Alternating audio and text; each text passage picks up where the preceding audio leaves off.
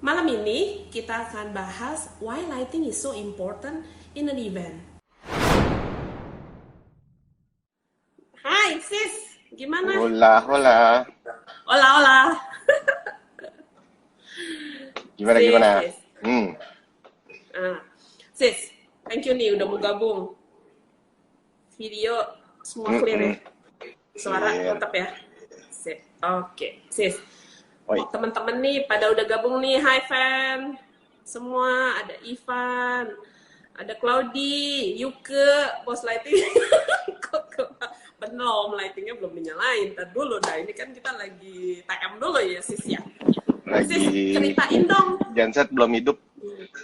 Mm-mm. Oh, Genset belum hidup, dia lagi di loading, lagi di tempat loading. Sis, Oi, ceritain itu dong, Lumens. eh ya, talk a little bit lah tentang Lumens gitu loh. Gimana? Lumens. Oke, Lumens adalah perusahaan lighting yang bergerak di bidang lighting, LED maupun genset. Nah, kebetulan kita udah start itu 2013 lah, Oh, sampai sekarang. mantap. Kepala sekolah tuh. Aduh. Iya sih ya, seorang Rensis gitu ya. Aduh, so famous lah. Gile, jangan gitu Iya, dong. sip. Sis, Ah, jelasin dong kenapa sih lighting is so important in an event. Jadi dulu waktu kita ngedekor awal-awal kan kita nggak kenal nih yang namanya lighting dan nggak ada yang namanya lighting vendors, bener gak sih, sis? hmm, Nah, foto yang di atas itu waktu itu lighting vendors nih ceritanya belum se-famous atau belum ada lah di Indo nih. Nah, terus udah gitu comparison untuk yang last project kita yang sama kamu itu yang udah di lightingin. Bisa nggak sih you jelasin why lighting is so important in an event, especially in wedding event? gitu ya. Pertanyaannya Ya. susah-susah gampang. But anyway, gini.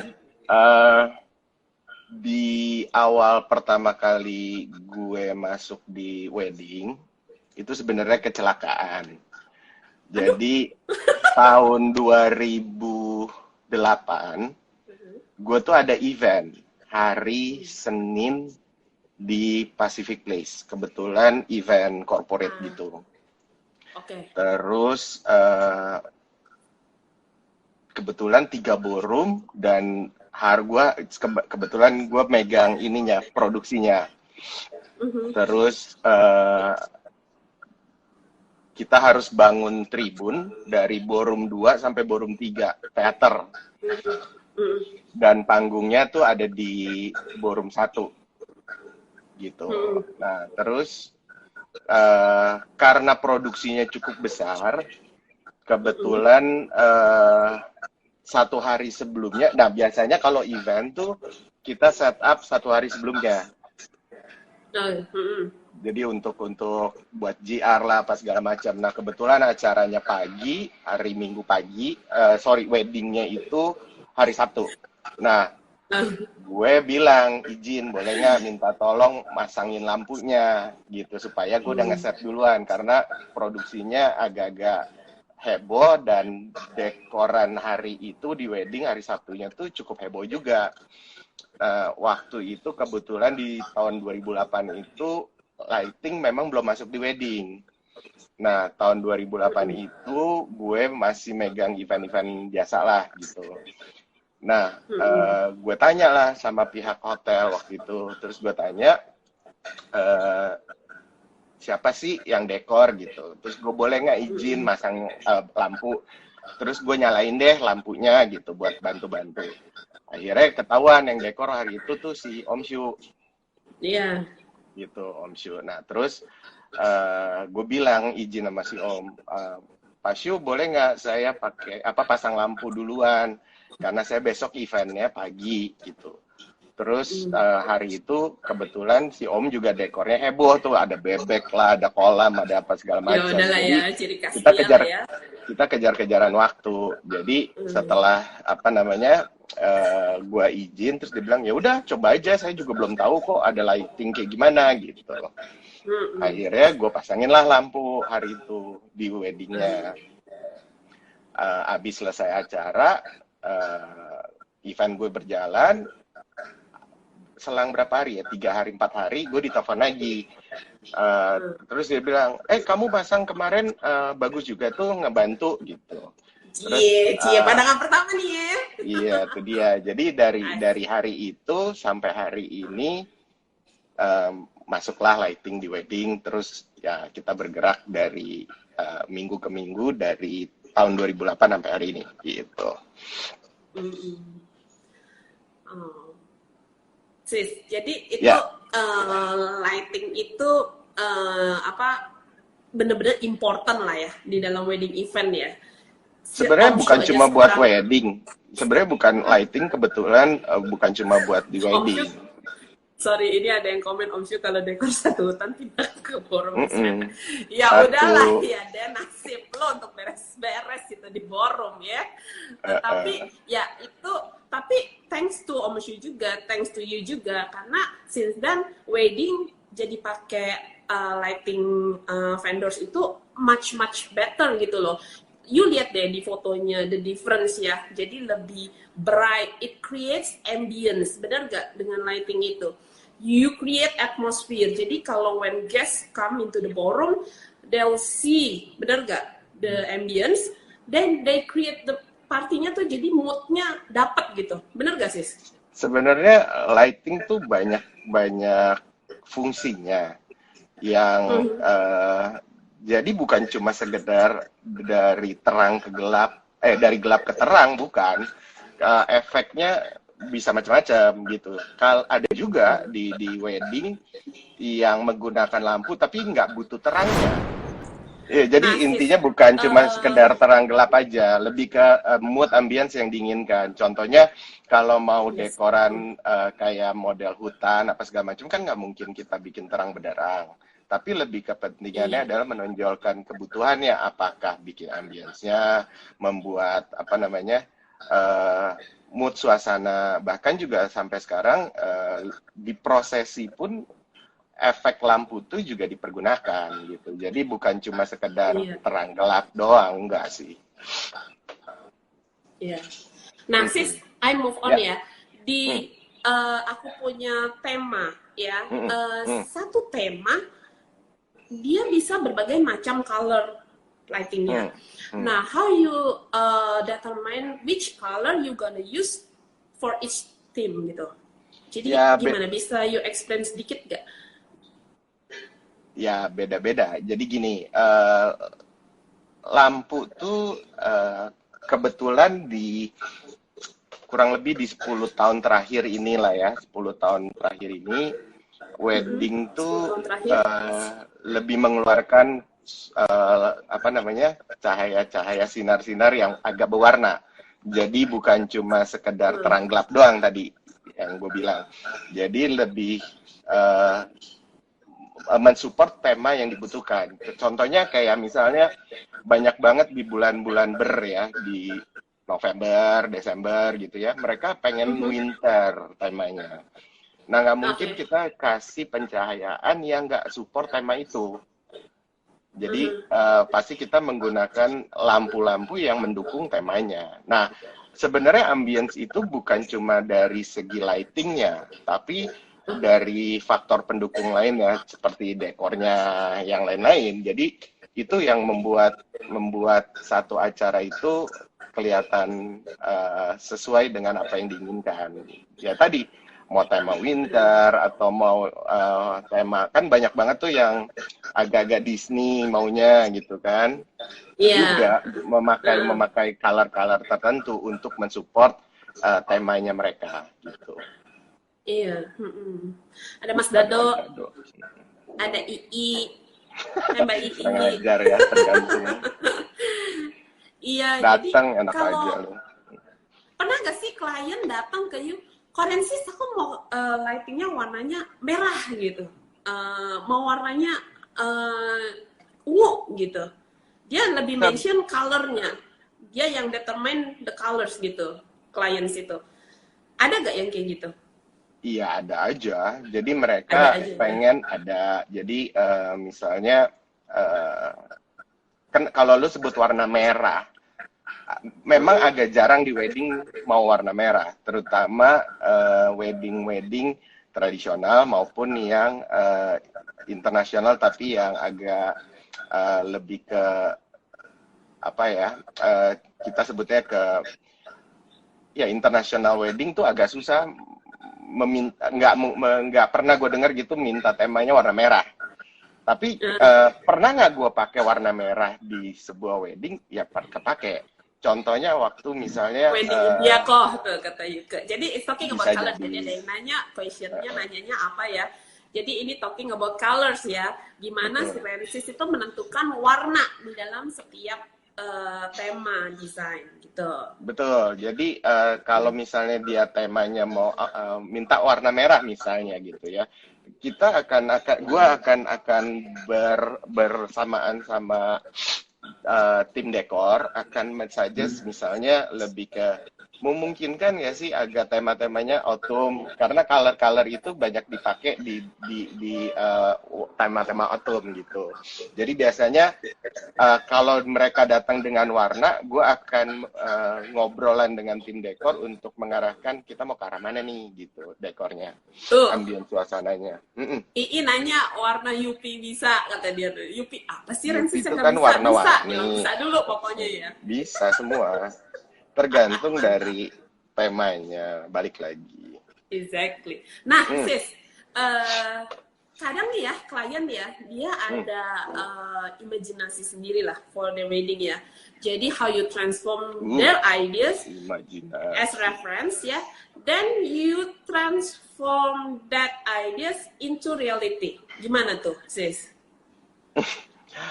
Caranya gimana sih seorang Rensis, seorang lighting designer itu bisa aja ada idenya, aduh oke, gue bawa equipment kayak our last project ya di Kempinski, ya Allah dia bawa apa? Dia bawa smoke ya, untung dia kagak bawa dia kagak bawa apalah itu perlengkapannya, bagi bisa tutup-tutupin pakai rumput daun gue ya sis ya, hancur lah itu taman gue gara-gara smoke lo gitu.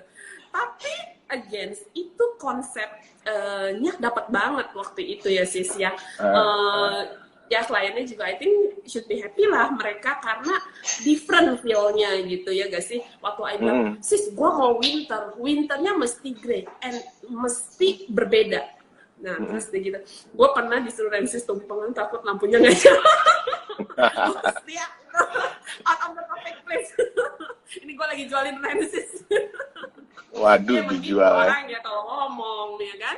Ya udahlah ya, ini teman-teman kita semua. Tuh, kata Shu Ensu. Ini curiga ini siapa ya? Warna-warni kayak hati gencis ya. Ketahuan, gue tahu ini kayak siapa. Ya udahlah, sis, back to the topic. Oke. Gimana caranya you bisa transfer ideas itu ya ke reality gitu loh sis. Ada aja ide lu mau bawa inilah, mau bawa ono lah, ribet tapi keren gitu hasilnya gitu. Gimana sih? Bisa jelasin nggak tuh? Kalau lighting tuh beda sama matematika. Jadi kalau lighting tuh nggak ada benar salahnya. Kalau matematika 1 tambah 1 lu jawab 3 udah salah. Ya udahlah, ini kan ya art, kan? bener nggak? Betul. Nah, kalau lighting tuh nggak bisa. Lu betul. Jadi, curiga ini siapa sih? Oh, bukan sih. Bukan, ini Candi namanya, ini Candi nih dari Ensu fotografi. Ribet emang sih Rensis. Oke. Ya intinya gitu. Jadi kalau misalnya kita bilang, oh ini untuk mendapatkan tema yang begini harus begini, alat begini, dan nggak bisa kita ngomong dengan cara seperti itu. Karena harus lihat juga venue di mana. Terus apakah bisa lightingnya digantung atau enggak? Iya. Ya kan? Apakah juga bisa, lah ya, ke betul, equipment apa yang harus dipakai? Misalnya kalau tinggi ceiling, nggak mungkin kita bawa lampunya yang segede-gede gaban. gitu. Karena dari Matanya paling jeli. estetikanya juga nggak baik gitu. Jadi kita harus tahu untuk sebuah ide yang diinginkan sama si klien, kita perlu tahu venue di mana. Terus yang kedua layoutnya gimana. Dari segi dekornya juga mau bikinnya seperti apa. Ada props apa aja Iya. di dalamnya. Nah itu semua dikumpulin, baru gue terjemahin. Makanya selalu kalau misalnya ditanya, gue minta paket dong, paket agak susah buat lighting. Lebih kepada gini, lu mau apa gue bikinin. Gitu. Nah, sis, ini ada question nih, sedikit nyempil ya. Ci dan Koren, sis. Kalau dekorasi tradisional perlu jasa lampu nggak? Of course, aku yang jawab aja itulah ya. Jangan Kan nanti kita pakai dekornya jasa. sudah agak-agak rame di warna. Oke, sis, coba tolong yang terakhir jelasin. Dekornya udah warnanya udah rame, masih perlu lighting nggak? Nah, tadi ya balik lagi ke Kak pertanyaan Dani. jawaban Dani Des Iskandar. Ya. Jadi ya jawabannya ya sebenarnya mau dimanapun, wedding apapun, tema seperti apa, lampu juga pasti diperlukan. At least kalau nggak diperlukan buat dekor, diperlukan buat foto, video lah ya, buat dokumentasi supaya nggak gelap. Iya benar. Jadi sebenarnya ya mau diperlukan pasti diperlukan, tapi diperuntukkan buat apa ya perlu dipikirkan. Banyak loh. Sis, banyak loh yang bela. Lucilia bilang, anjir, lu mau apa, Rensis juga bisa. Wah, gimana Rensis? Nggak mau. Bukan. Ya. Itu ada balik. Ada lighting jangan numpang nih ya. Lu baca nih Deden bilang, lighting nggak boleh numpang tuh sama dekor punya Rijing. Nanti melengkung Rina Manyun. Iya, pernah tuh ada yang melengkung. Bukan gue anyway, pasti. Sis, kita udah ya, ini I think udah menjawab ya. Pokoknya intinya lighting emang important. At least tadi Rensi say kalau misalnya lightingnya itu digunakan untuk keperluan fotografi, jadi lebih terang, bikin dekorasi juga lebih hidup. Mungkin warna-warnanya lebih netral gitu ya. Pokoknya encis ahlinya. Gue curiga ini belain encis banget ini sopo sih. Sama gini, kalau di lighting itu biasanya kita perlu banyak improvisasi di lapangan. Jadi nggak bisa semua di atas kertas tertulis terus sesuai apa segala macam, nggak bisa. Jadi itu diperlukan memang seorang lighting designer yang ada di hari H untuk ngelihat itu semua. Yang bisa menggantikan dalam arti improvisasi on the spot di lapangan. Nah itu jam terbang. Nah itu yang nggak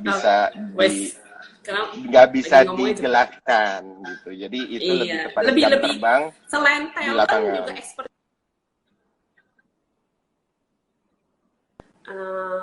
Itu kan yang tadi kamu ngomong ya, sis. Ini ada pertanyaan lagi nih dari Kak Riki Santoso. Kok saya di kota Semarang. Kalau di Semarang weddingannya lightingnya banyak, oke, banyak pakai moving. Toh kalau di Jakarta kok kalau saya lihat itu jarang. Itu gimana, sis? Nah, moving, talking about moving. Setiap wedding dimanapun mempunyai ciri khas tersendiri gitu. Jadi contohnya gini, di Jakarta akan beda cirinya dengan Surabaya, Semarang ataupun bahkan di Bali.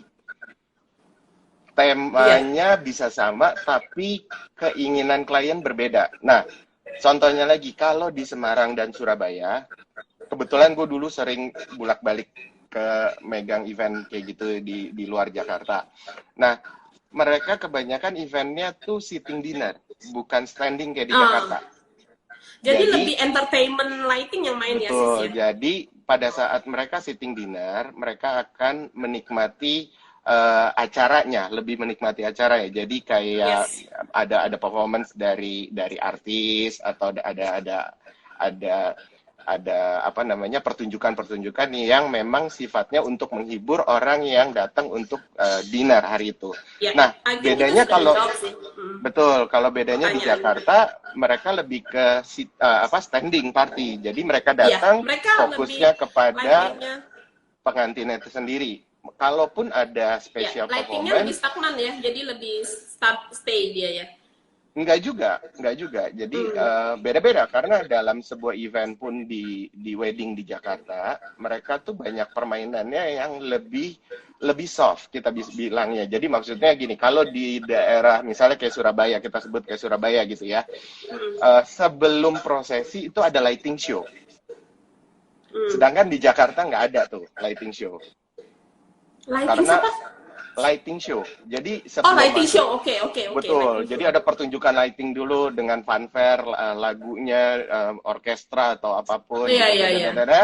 And then itu lighting show dulu. Pada saat itu selesai, baru prosesi masuk. Nah, biasanya itu terjadi di Surabaya atau di Semarang atau di luar Jakarta intinya. Kalau Jakarta Iya, nggak ada.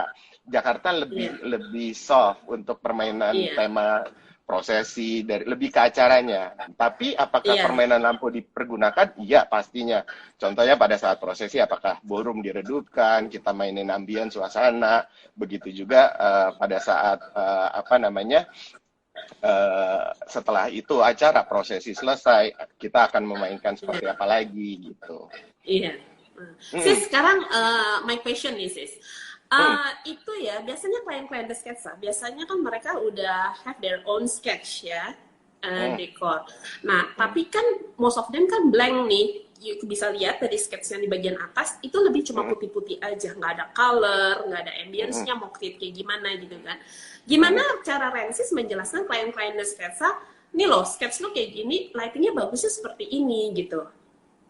Nah, yang tadi kalau ini sebenarnya tadi udah mulai agak kejawab sebenarnya di apa yang gue omongin sebelumnya. Jadi kita perlu tahu dulu ini venue-nya di mana. Ya, Kalau venue-nya sudah terjawab dalam artian oh bisa nih dibikin dengan sketsa seperti ini. Nah, dari segi itu baru kita ngomongin bahas yang lainnya. Kadang ada orang yang pengen desain atau dekorannya yang cukup heboh, tapi venue-nya nggak memungkinkan. Ceiling pendek, nggak ada gantungannya, terus banyak technical issue-nya yang nggak bisa terjawab. Nah, biasanya gue akan ngomong dari sisi yang lain gitu. Tapi kalau misalnya menerjemahkan dari sketsa ini menjadi kenyataan, realnya